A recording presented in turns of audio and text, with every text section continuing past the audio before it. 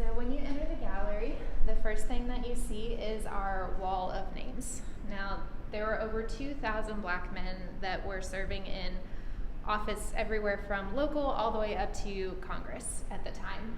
We could not fit 2,000 names on our wall, so what we did is we pulled out all of the Florida legislatures and local officials that were in office during this time period. So from about 1870 until about the 1890s. The ones in yellow are all Pensacola, and the ones in red are the 4 people that we pulled out and actually highlighted in the exhibit. Okay. So then, as we come down here, we've actually set this space up as our small theater, and what it's doing is it's showing a clip of a documentary that was put together probably in 2011 or 12 that was about Reconstruction and kind of this entire topic that we're talking about in the exhibit. So it's narrated by Dr. Henry Louis Gates, who was a Harvard professor, and we only have about a 10-minute clip of it showing, but the PBS documentary is available online, and I highly, highly recommend everybody go watch it because it's fantastic.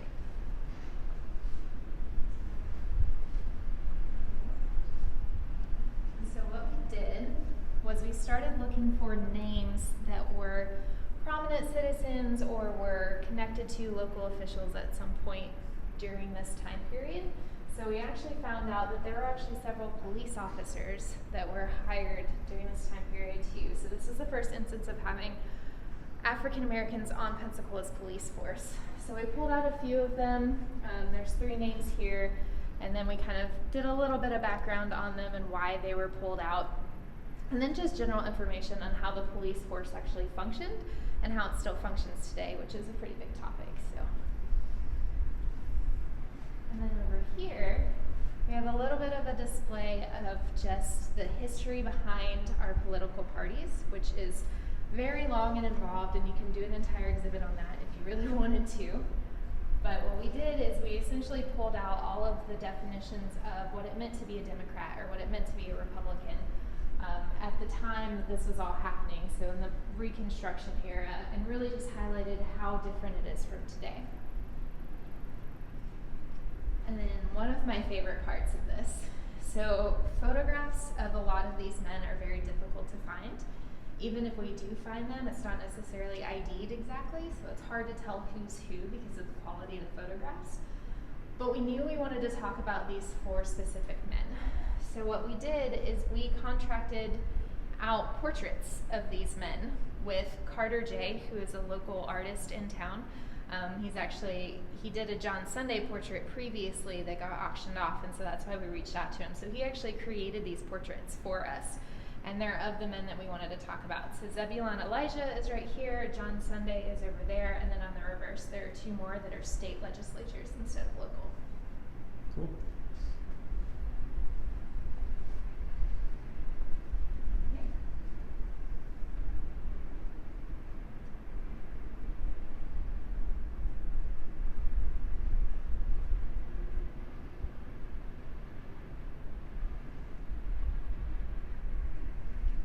And then over here, we actually built a voting booth. So this was also the first time that African American men were able to fully engage in their rights as citizens of the United States and participate in the voting process.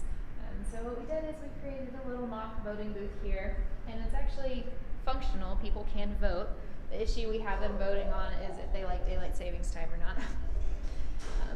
So they can vote. I think all of our marbles are actually like running away. They're hiding.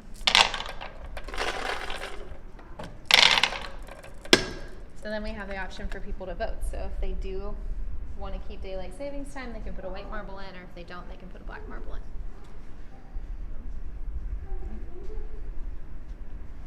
And then over here was the empty case that I was talking about, and I feel like it's just a really powerful statement of how difficult it is to find items during this time period that have survived and are still able to be displayed, and then for us to be able to actually locate them and get them on loan or get them donated to us, it's even harder still. So this is a really powerful moment.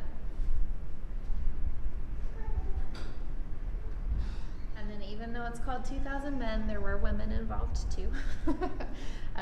So the first black woman to hold public office wasn't until 1928, but prior to that, there were entire organizations of women dedicated to not only securing women the right to vote, but also kind of supporting the idea that African Americans do belong in politics. And then on this side is one of our more sobering elements of this exhibit. So this material is actually from our collection. These items were owned by T.T. Wentworth Jr., and this is one of the reasons why black politicians were pushed out of office, is because the rise of racial violence and segregation and the rise of domestic hate groups like the KKK really put a damper on all of these black politicians actually being able to exercise their rights to not only vote, but to engage in politics and really make improvements for their community. So this is kind of the end capping point of this exhibit as to why black politicians got pushed out of office. But the good news is they were not pushed out of office permanently. So over here, we have our statistics of when we had notable people serving in different offices.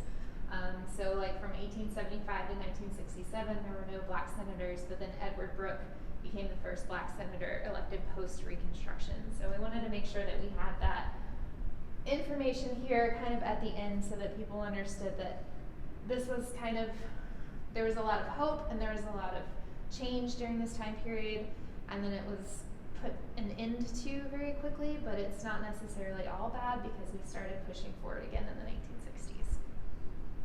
So, Cool. yeah. And then you walk around and you get back to the beginning.